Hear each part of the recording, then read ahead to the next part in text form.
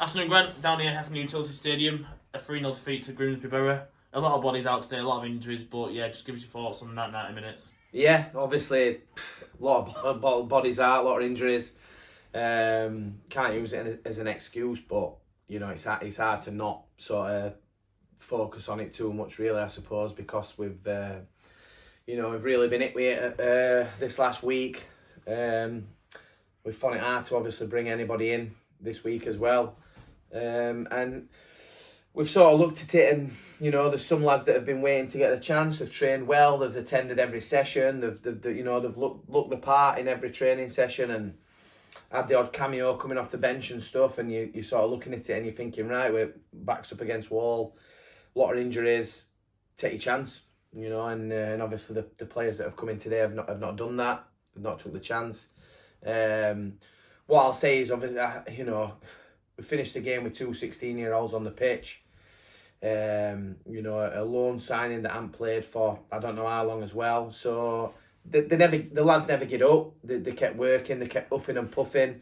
We aren't creating a lot, but you know, they kept pushing and putting the bodies online, and you know, they never stopped. In fairness to them, so I can't sort of stand here and say I'm disappointed in that side of things, because they put everything they had in there. But you know, we're in a position where, like you say, we can't replace sort of like for like when we have 6 or 7 injuries. Unfortunately, that's the position we're in as a club, and it's difficult. But like I say, you hope that people step up a little bit more than they have today. So disappointing, because I think, you know, as Grimsby are a good footballing team.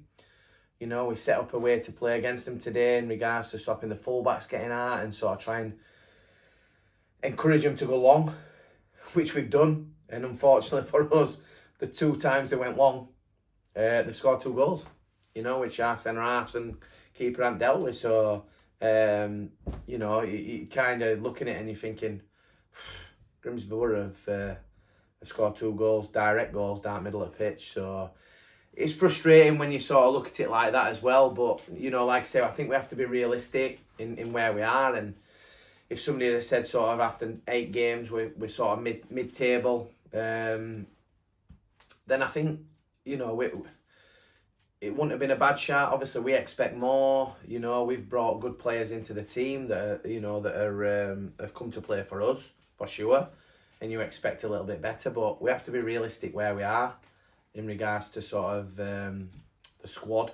And like I said, a lot of injuries just sort of sets you back. And like I said, we've got to hope we get a couple back this week, and then, you know, hopefully we can be more successful this week in bringing a couple in as well. We've tried this week, we've tried a lot, but listen, you've got teams in the league below and the league below that paying obscene amounts of money. It makes it difficult for me to offer players X amount to come and sort of travel around the country at this level. But you know, you hope players have got the hunger to step up and want to take that challenge rather than the financial one. So like I said, we'll be targeting some of them players this week, and hopefully we can be successful in bringing a couple of them in.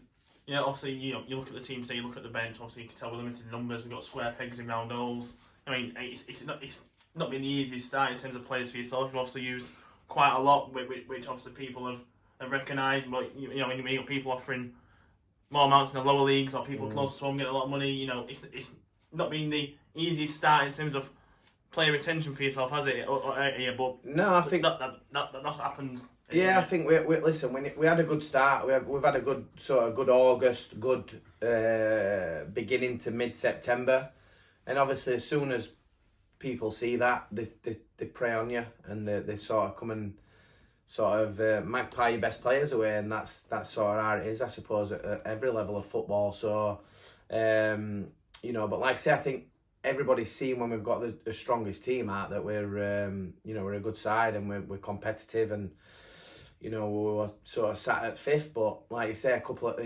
7 or 8 injuries obviously would ravage any team, and it's definitely ravaged us. But listen, we have to dust ourselves off, roll the sleeves up, and try and sort of get through this period of time, you know, and come out with as many points as we can over the next couple of weeks till we get everybody back, and then hopefully, like you say, really sort of look to kick back on again. Yeah, also going back to the game as well, obviously, as we mentioned, Grimsby are a good footballing side. They showed it today, even on our pitch, where a lot of teams will come and they'll go, well, we can't play football on this, we have to play a bit longer, but they managed to play some good football on it. It shows why they are where they are so early in the table. Maybe it was just those mistakes from us that ended up costing it. Yeah, I think, like you said, that they are a good team. We know that. I've managed against them for a period of years for various teams, and they are really good at what they do. And like I said, they kept it well a lot of the time and made some good interchanges and played really well. But we managed a lot of that well. You know what I mean? We managed a lot of them things that they're good at well. And what we didn't manage is what we feel we're good at is dealing with directness. We didn't manage that well. So for all their possession and everything that they did, like you say, I think the first one's a long ball that the centre half end deal with, and then it bobbles over Coops' hand. The second one is a ball that's gone through at waist height, again past the centre half, and it's through 1v1 on goal. It should have been dealt with. And obviously the third one we've gone to a 4-1-5 to try and get back into the game, which we're pushing to do, and then obviously just got done on that break. So like I said, it's they are a good team, and I'm pretty confident that they'll be up there in the top 6 challenging, as they predominantly are over the last few years. Yeah, also moving on now to next Saturday, we'll go up to the North East for the first time this season, face Heaton Stannington. What's your thoughts going into that game? Obviously, listen, we've got Tuesday, Thursday to obviously train, work on a few little bits that we can, and hopefully, like I said, bring a few people in that can obviously have a positive impact going into next Saturday. A couple of players, hopefully, we're hoping to have Matty Nebard back. Josh Waldron obviously served a 1-match suspension, so he'll be back for next week. So like I said, just kind of hoping to bring a few in to work with Tuesday, Thursday, and then take us into up North East, which is always a tough task, but like I said, we want to get back to winning ways as soon as we can, and continue the good work we did at the start of the season. Because like I said, we've had a lull now, but like I said, a lull after 8 games, whatever it is. We've got plenty of time to sort of work his way up the table and improve on, what we're finishing second bottom last year. If we want to improve on that and finish up towards the top half of the table for sure, and show that we're progressing as a club and as a team. Yeah, that's what I'm going to say, Jenny. Mate, we'll see you next Saturday.